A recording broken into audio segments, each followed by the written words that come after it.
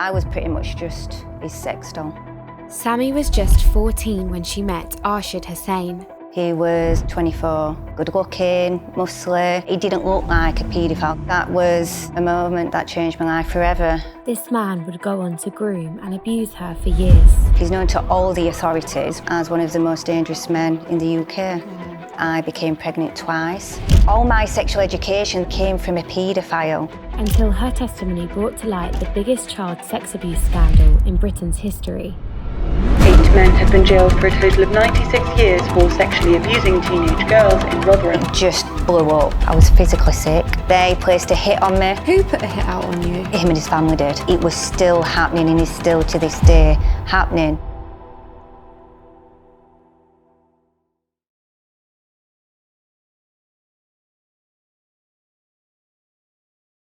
So Sammy, when you first spoke out about the grooming gangs in 2013, your story exploded essentially and it got a lot of attention. What does your life look like now? Well, when I spoke out, my life completely changed, just like it did the day that I met Arshid Hussain, and it's never been the same since. How old was your abuser at the time when you met him? It was just after my 14th birthday. He was 24, just come out of prison. He was good-looking, muscly, nice designer clothes, big gold chain.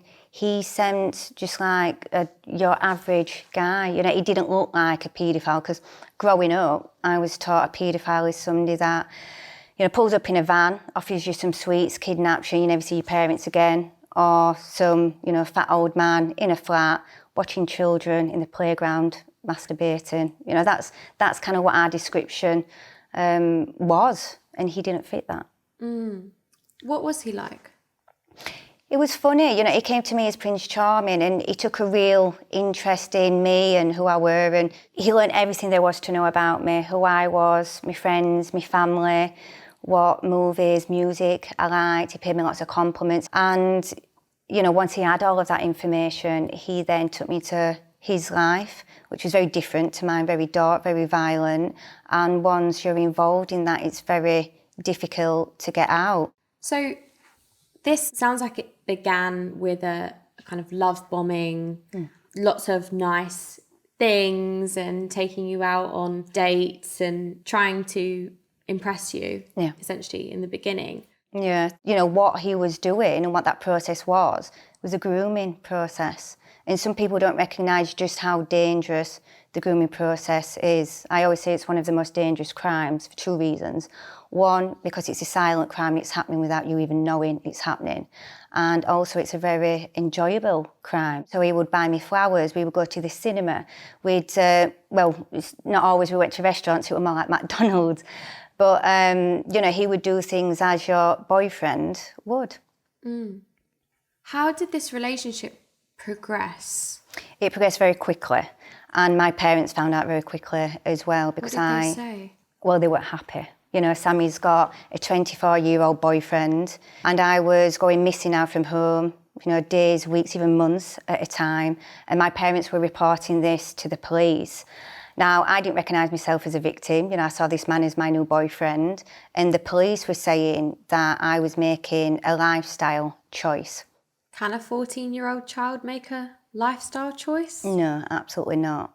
And, what we've got to remember is this is a man that is involved in all types of crime. He's dealing drugs, he's money laundering, stealing cars. He's been in and out of prison all his life. He's known to all the authorities, which we now know, and what he's actually now described as one of the most dangerous men in the UK.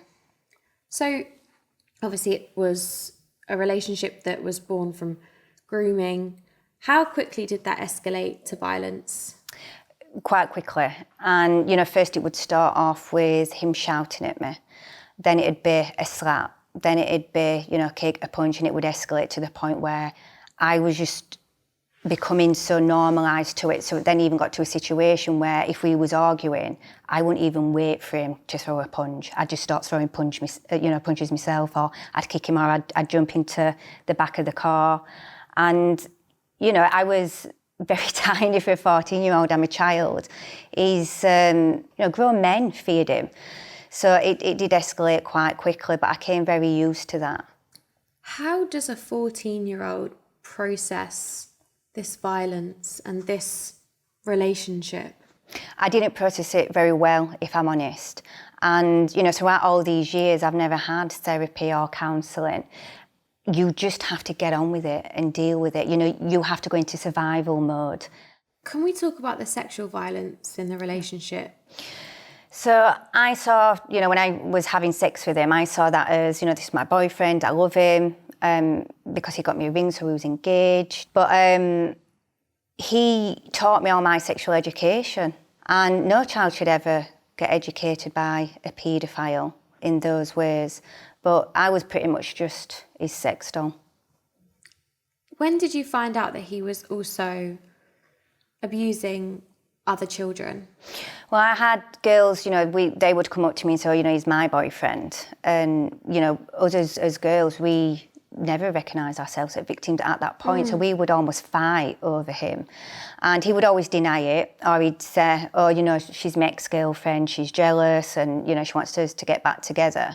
But it just got to the point where it was all the time. Every day, I'd be in an argument or a fight with some girl, I'd confront him about it and say, what is she talking about? He'd beat me up, rape me, I'd cry, he'd tell me it was my fault, I should be a better girlfriend, I make him do it. Then he'd, take me back to the beginning when we first met and, everything was wonderful. And I would then go and cry myself to sleep and wake up and do it all again. And then one of my best friends, I found out about, that, and it just totally broke me. What was he doing with other children at this point? Well, these children, and again, this has come out in evidence at the court case, some children were made to dig their own grave, some were poured in petrol, some children have actually been set on fire, killed their animals. So we're talking about the most horrific of tortures. You'd have a child on the floor being beaten and gang raped by 4 and 5 men with baseball bats. It's horrific. Wow. Yeah. So while you were in this relationship, it's hard to even say relationship, isn't it? Because... yeah, it's abuse. It's abuse, yeah. It's child abuse. You were pulled into committing some crimes, weren't you? Yeah. So when I was 14, he taught me how to drive. So I'm on a road, I ain't got a clue what I'm doing, driving a vehicle, which of course could have killed myself, could have killed someone else. So he was taking me to drug dealers' houses where we would rob drug dealers if they was dealing on his patch, because he was a drug dealer. He would take me on my first armed robbery for my 15th birthday. I thought I was going to get flowers and, a gold necklace or something. But he put me in a car that he'd stolen, gave me a police scanner. So my job was to be the lookout. Him and his friend went to a post office in Rotherham with a gun to rob it. And he was also preparing me to do other armed robberies. But there was an occasion when the police raided one of the houses that I stayed in, and they caught me half naked in bed with him. And I jumped under the bed, and I had a baton in my bag which belonged to him, which is classed as a dangerous weapon. So the police arrested me for that weapon, but allowed him to walk free. Even though you were, 14, 15 years old at this point? Yeah, this was around my 15th birthday as well.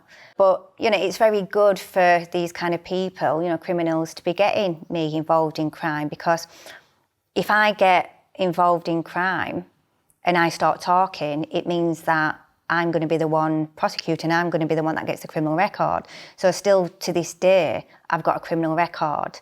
And when I came forward and exposed Rotherham, I was actually looking at 102 years in prison. For what? So that was for, things such as the armed robberies.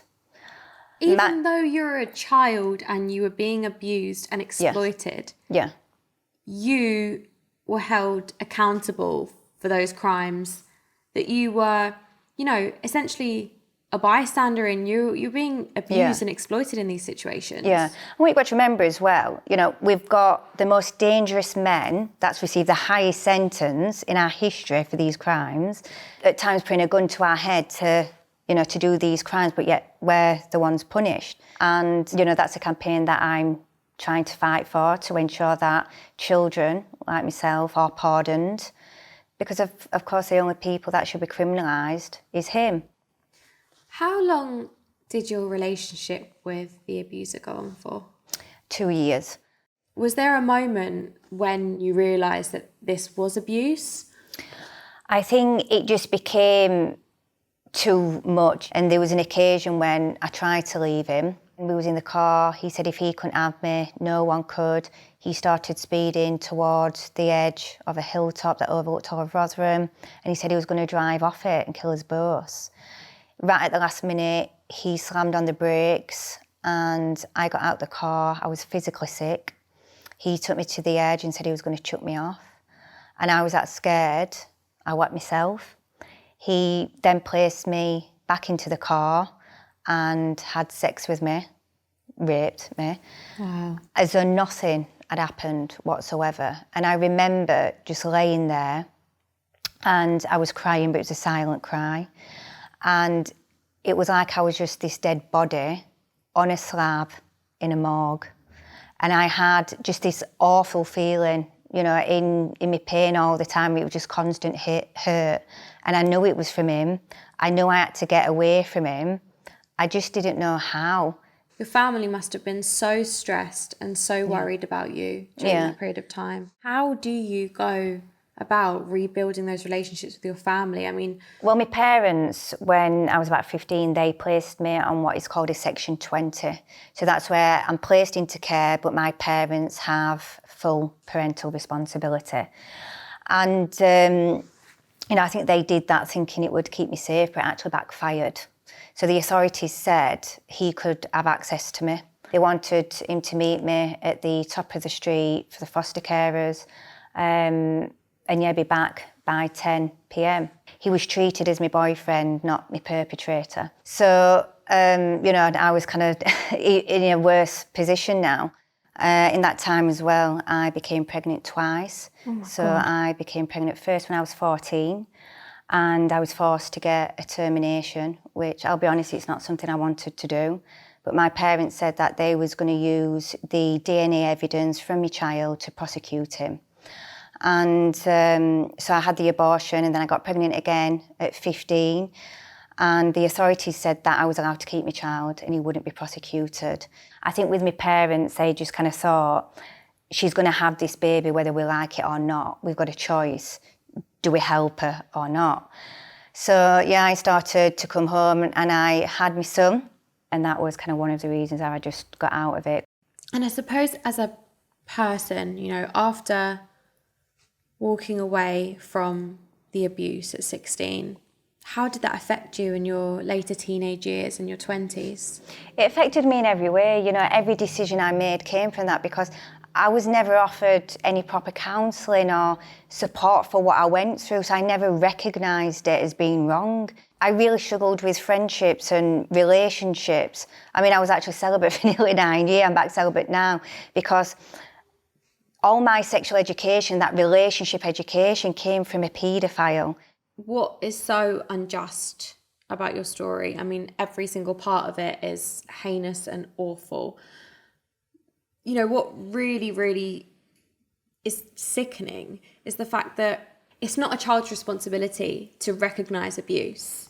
You know, you were groomed, and children are not equipped necessarily to recognise that, let alone report it. Yeah. But when you did find the strength to be able to do that, you were essentially ignored. Yeah, at every angle, you know, everywhere we turned, we was ignored, which is why I went public and to the media, because, you know, before I contacted Andrew Norfolk at the Times in 2013, I tried to deal with this privately. So when I started to recognise myself as a victim, which I was about 27 years old, so I walked into a petrol station and I saw a newspaper that said something along the lines of 3 Asian brothers had befriended, I think it was around 54 girls. And I knew instantly it was him and his 2 brothers, because they were so prominent, you know, not just in our town, but in the country. They were so well known. And I got the newspaper, I read the article, and I remember ringing my sister. And I kind of just like had a breakdown, and, you know, I kind of started to drink as well. I tried to take my life. My sister called the mental health team and I got a social worker called Nikki. And she said, look, I recognise that you've been through something. I think you should talk to the police. Would you do that? And I said, yeah. So the police officer came out and I actually recognised her. When I was an adult, I reported a sexual assault, nothing to do with the grooming, and she was the officer that dealt with it. And even though I had a tape recording with a full confession from the perpetrator, she said that I would never be a credible witness in court because, she actually said I was a gang member. Wow. So again, at that point, still not recognising me as a victim. So when I saw her, I just thought, oh my God, this is a waste of time. But I said, I want you to go away, look at what evidence there is to support me in what I'm saying. And she came back with a male police officer, and what she didn't know was I was recording her on my mobile phone, which is a good job because it helped me expose Rotherham. So she said, there's only one piece of evidence, which is a missing persons report. I said, well, I've got DNA from my son, which proves I was 15. He was 25, he was an adult. She said, well, we don't want to take that because we would have to tell him why. Really? Give him a lot of mental health problems. I said, well, I can tell you the police officers' names. And she said, well, they're not going to come forward, and get the shit for you and lose the jobs. And I said, well, what about my safety? They said, well, we can't have a police car parked outside all the time. So it was kind of just like I was hitting a brick wall again. So I said, OK, I'm not going to come forward then. So what I did was I went and gathered all my own evidence. I got all my own police files, social care records, NHS, and I had the tape recording of the two police officers. So I had all this evidence and I took it to Andrew Norfolk at the time. I said, there you go, here's my story. And we published it in August 2013. And, to say I thought I was going to be ignored, it kind of just had the opposite effect. And it just blew up. And it opened every police investigation in South Yorkshire, which is now the biggest in our history. And those investigations are actually still ongoing. When did you find out the extent of the grooming gang and how many children had been affected? I found out the extent when the Alexis J report came out, which was a report showing that 1,400 children had been abused, raped, tortured, trafficked, and the authorities turned a blind eye to it. So before that, I kind of put it down to about 200 or 300 people. And then when the report came out and it was 1,400, I was kind of like, oh, wow. And then even after that, people were still trying to discredit what had happened. People were saying that I was crazy, I need to be sectioned, with damning amounts of evidence.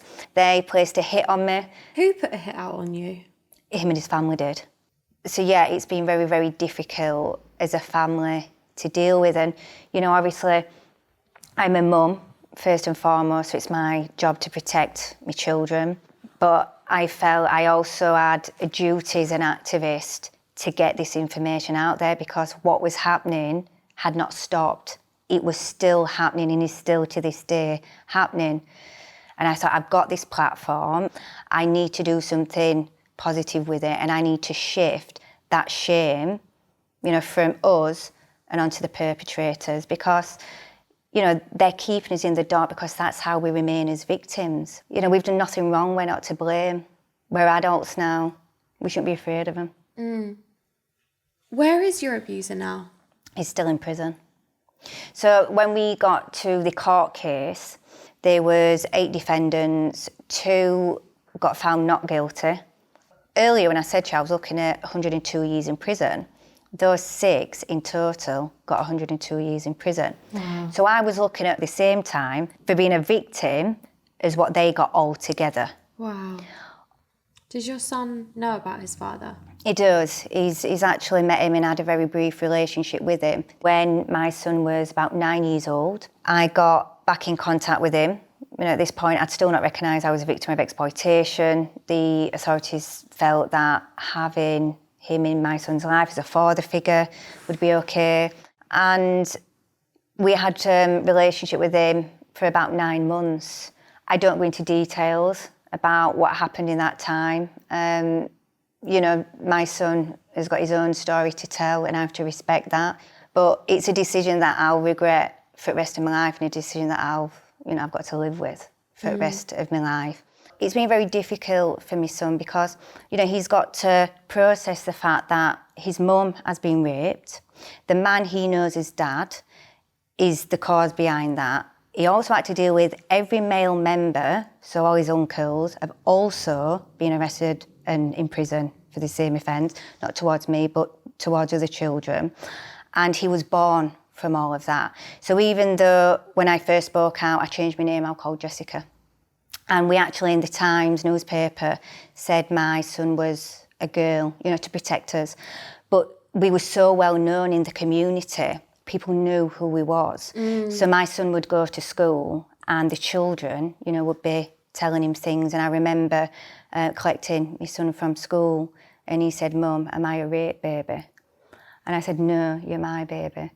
But that's a lot for a 12-year-old to process. There was no professional, and still isn't in this country, and this is why I'm campaigning for it, that is trained in regards to children that are born of rape. So you've done a lot of campaigning in this space now. What does your work look like now? So I've campaigned around the licensing. I want to ensure that children are pardoned that have been criminalised, so that's dubbed as Sammy's Law. I am trying to strip the parental rights of rapists so they can't access children born of rape, which is what they try to do to me. So children born of rape will be seen as victims within law, which is really important because it gives them legal status. They will be supported properly, at least they should be. So, two really important campaigns. Thank you so much, Sammy, for coming on today. It's been such an eye-opening story. I'm so sorry for what you've been through, but I'm so pleased that you are working so hard and so tirelessly to make change in the world and hopefully, changing people's lives and saving people's lives. So thank you. Thank you for having me.